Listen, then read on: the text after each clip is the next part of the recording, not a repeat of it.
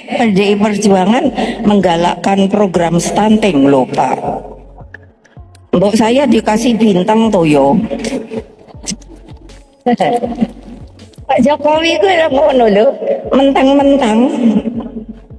Lah iya, padahal Pak Jokowi kalau nggak ada PDI Perjuangan juga, aduh kasihan dah. Ya jadi gini, untuk melawan Mulyono yang memang sudah tidak peduli apapun lagi, ya kita harus lebih gila itu aja sih kalau menurut saya. Iya kan? Kalau melawan Mulyono dengan cara-cara normal, dimakan kita sama dia. Kenapa DPR itu melempem dan tidak mengontrol Jokowi? Ya tanya ketua umum partai dong. Bukan karena disandra. Bukan karena disandra dong.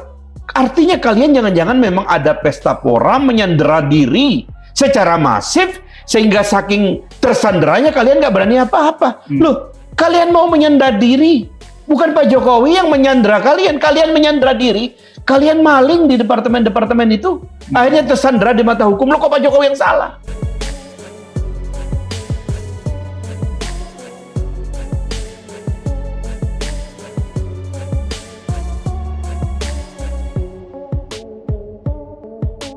Assalamualaikum warahmatullahi wabarakatuh. Halo Sobat Gerobokan Gokil semuanya, menyala ya untuk hari ini ya.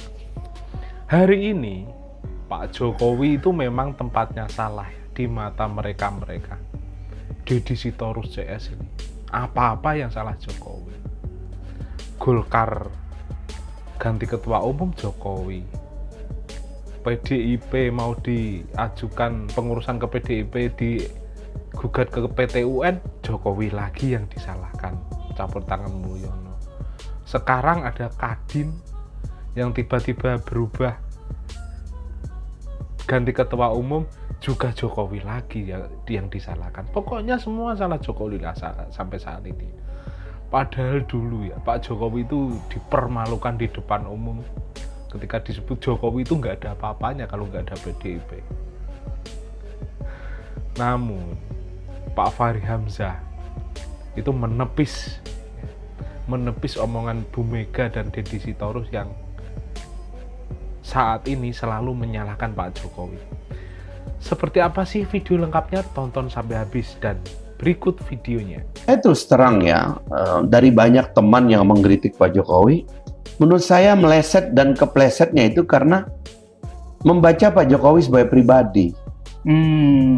Dia tidak melihat ini sebagai sistem, sehingga akhirnya tidak adil kepada Pak Jokowi sebagai bagian dari sistem. Dia nggak ngelihat perilaku dari partai-partai yang menelikung di belakang Pak Jokowi, yang menggunakan wibawa Pak Jokowi untuk kepentingan privat mereka, untuk kelompok mereka. Tidak melihat kelakuan dari pesta pora yang Pak Jokowi tidak terlibat, tapi orang-orang itu terlibat. Dan as a system, Pak Jokowi juga bisa menjadi korban dari sistem ini meskipun dia memegang secara konstitusional formil, memegang kendali kekuasaan paling besar, tapi orang-orang bisa menggunakan ini dari belakang dan mengambil sebagian dari kekuasaan itu yang saya anggap sebagai subversi kepada kekuasaan formal presiden. Itu terjadi. Dia disebut petugas partai, dia dimaki-maki di depan umum. Menteri-menteri dari partai-partai pesta pora sendiri bikin ya mohon maaf aja kan terjadi kan akhirnya mereka jadi tersangka karena pesta pora di kementerian-kementerian yang dikuasai partai. Ini problem sistem yang harus kita address dan itu bukan salah Pak Jokowi aja. Itu banyak orang yang yang terlibat di dalamnya yang harus introspeksi bareng gitu loh. Nah, ini yang kedua, teman-teman kita yang mengkritik Pak Jokowi kurang melihat sistem. Kenapa DPR itu melempem dan tidak mengontrol Jokowi? Ya tanya ketua umum partai dong. Bukan karena disandra. Bukan karena disandra dong. Artinya kalian jangan-jangan memang ada pesta pora menyandera diri secara masif sehingga saking tersanderanya kalian nggak berani apa-apa. Loh, kalian mau menyandera diri. Bukan Pak Jokowi yang menyandera kalian menyandera diri. Kalian maling di departemen-departemen itu. Akhirnya tersandera di mata hukum. Loh, kok Pak Jokowi yang salah?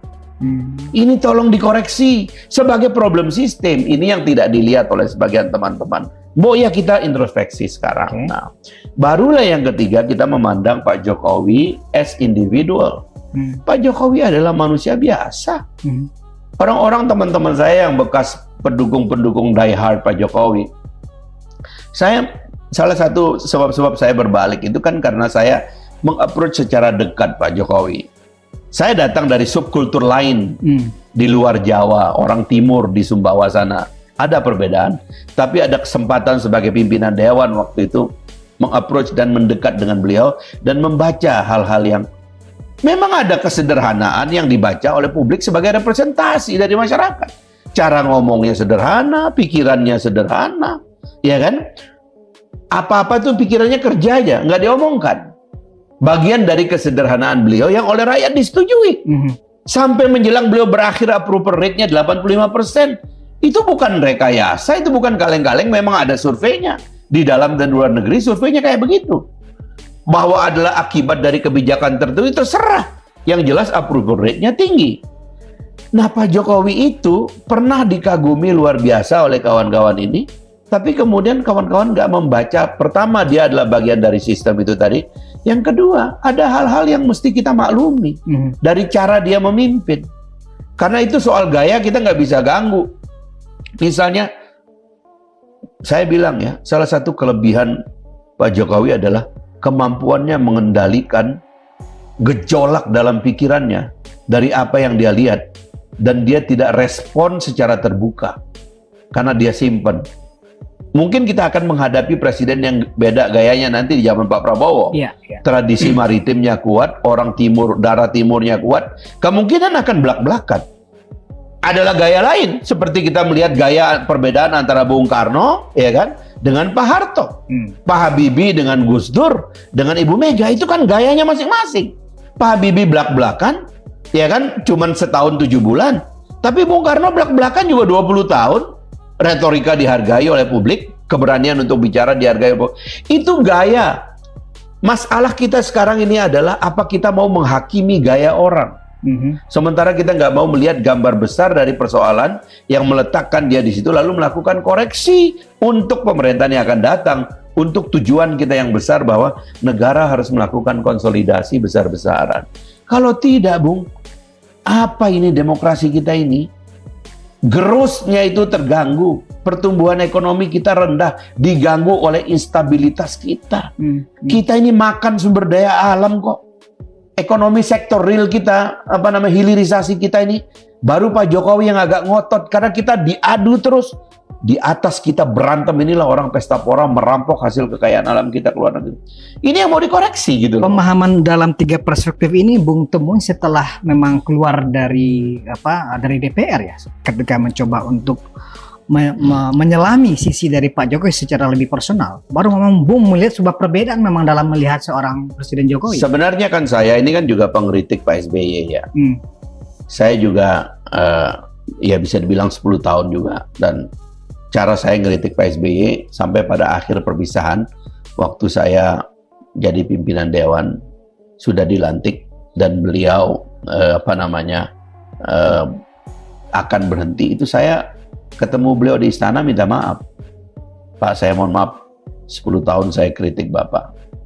Saya bilang, saya sebagai muda saya mohon maaf atas tapi nggak ada yang pribadi Pak, saya menjalankan. Dia peluk saya, teruskan Dinda, teruskan. Kata Pak SBY itu, saya terharu juga gitu loh, orang yang saya, pemimpin-pemimpin ini menerima kritik saya. Pak Jokowi juga demikian. Bahkan Pak Jokowi itu unik, kalau ada rapat rapat konsultasi pimpinan dewan, dia bilang, jangan lupa Pak Fahri ya, saya pengen dengar, katanya gitu. Saya tanya, kenapa Pak Jokowi minta saya? Dia bilang Pak Fahri itu ngomong apa adanya. Dia menghargai omongan itu. Tapi saya nggak pernah ngambil pribadi setiap persoalan. Saya melihat ini sebagai bagian dari sistem. Sistem kita berdemokrasi, kritik kita lakukan terbuka, tidak ada masalah. Tapi lama-lama kan saya melihat waktu saya nggak jadi anggota dewan lagi, saya kan tidak ada kewajiban konstitusional untuk mengkritik pemerintah. Karena saya sudah bukan anggota dewan, jangan pula kita nggak jadi anggota dewan lagi, sok tetap menjadi bagian dari anggota dewan kan? Masih ngeritik. Loh, saya lihat sistemnya dong, ada legislatif. Ini kita pilih, kita kasih duit, kita biayai hidupnya untuk ngeritik pemerintah, kok nggak jalan? Ya, masa kita ambil alih pekerjaan, kita nggak punya gaji, ya kan? Kita juga terancam kalau salah ngomong bisa kena undang-undang ITE. Mereka kan nggak kena, karena mereka kebal. Ada judikatif bagian dari persoalan, yang bagian dari sistem. Nah, saya akhirnya di luar melihat sistem gitu loh. Dan saya lihat approach-nya pribadinya Pak Jokowi gitu loh. Ada persoalan-persoalan yang dikritik oleh orang. Soal dinasti misalnya, saya kan sudah jawab. Apa ada larangan dalam demokrasi di seluruh dunia bahwa satu keluarga memutuskan menjadi keluarga politik? Apa ada larangan? Sebagaimana apa ada larangan di dunia akademik, seorang guru besar ingin anaknya menjadi akademisi, Betul. atau seorang seniman ingin anaknya jadi seniman, atau seorang pengusaha ingin anaknya menjadi pengusaha-pengusaha yang lebih sukses dari dia. Apa ada larangan? Tidak ada. Itu adalah freedom of choice. Orang boleh memilih. Dan anak-anak Pak Jokowi kan ikut pemilu, bukan karena diberi. Boleh ditolak juga dan boleh kalah juga. Ya kan? Dalam pilkada-pilkada boleh ditolak kok. Nah, hal-hal ini sudah saya jawab sebagai persoalan, kita nggak boleh tidak adil.